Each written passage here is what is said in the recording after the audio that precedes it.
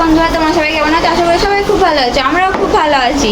আর দেখো আজকে যাচ্ছে হচ্ছে কি আমরা পুজো দিতে। কোথায় পুজো দিতে যাচ্ছি, কেন পুজো দিতে যাচ্ছি জানতে চাইলে অবশ্যই ভিডিওটা দেখবে, আর ভিডিওটা কেমন হয়েছে কমেন্ট করে জানাবে। চলো আমরা যাই, কেমনভাবে পুজো দিই তোমরা সবাই দেখো। আর ভিডিওটাই প্রথমবার ব্লগ ছাড়ছি এখানে এসে, কোথায় এসে ব্লগ ছাড়ছি পরের ভিডিওতে বলবো। চলো আজকের মতো যাই তাহলে আমরা। হ্যালো গাইস, দেখতে পাচ্ছেন আমরা এখন যাচ্ছি দেখো রাস্তা দিয়ে।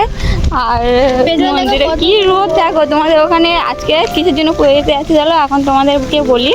আমরা আজকে হচ্ছে গিয়ে রান্না পূজা। তোমাদের ওখানে কার কার রান্না পূজার কী কী নিয়ম আছে অবশ্যই একটু কমেন্ট করে বলবে।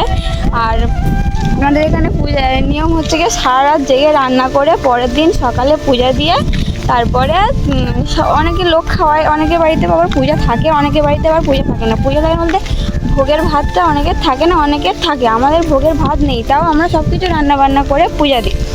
আর দেখো এখানে আমি যাচ্ছি আর রিঙ্কি যাচ্ছে, আর আমরা এখন হেঁটে হেঁটে যাচ্ছি। আর কি রোদ দেখো, দেশে এখন কত বৃষ্টি হচ্ছে আর এখানে কত রোদ দেখো।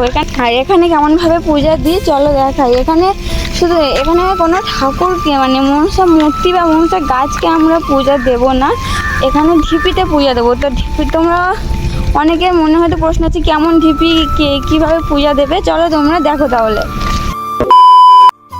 আর দেখো আমরা এখানে যাচ্ছি, এখানে প্রচুর নারকেল গাছ। আমাদের দেশের সবথেকে কি বেশি গাছ থাকে এখানে দেখো, শুধু নারকেল গাছ আর নারকেল গাছ, পুরো নারকেল গাছের বাগান এইখানে।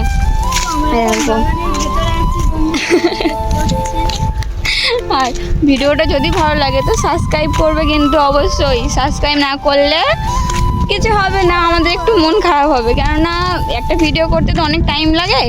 আর দেখো আমরা ভিডিওটা করি কিছু মানে অনেকটা আশা নিয়ে যে কেউ অনেক দেখবে, কেউ আমাদের সাবস্ক্রাইব করবে। তো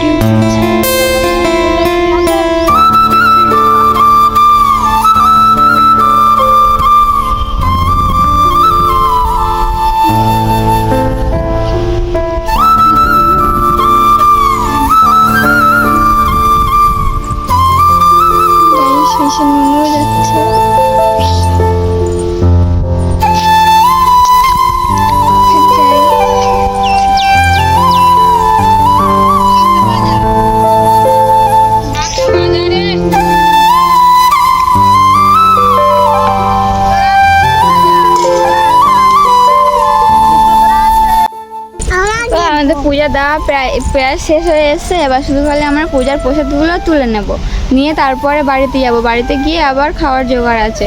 আর মা বসে আছে এখানে, ননু এখানে হয়ে আছে। আর দেখো আমাদের এখান থেকে অনেকে পূজা দিতে এসছে, দিদি কাকিমারা সবাই এসছে। আর রিঙ্কি ওখানে দেখো ফটো তুলছে, ও ফটো তুলতেই ব্যস্ত, আর কোনো কাজ নেই ওর। দিদি হয় আরেকটা মা সবাই।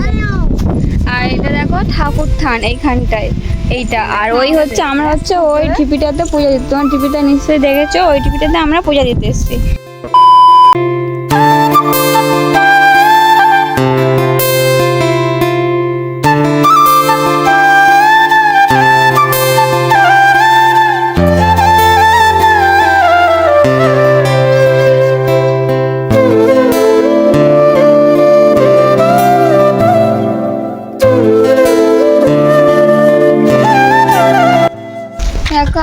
এখন বাড়িতে চলে যাচ্ছি সবাই মিলে। মা যাচ্ছে, দিদি যাচ্ছে, সবাই যাচ্ছে, আমরা এখন বাড়িতে চলে যাচ্ছি। চল বাড়িতে গিয়ে তারপরে দেখা হচ্ছে।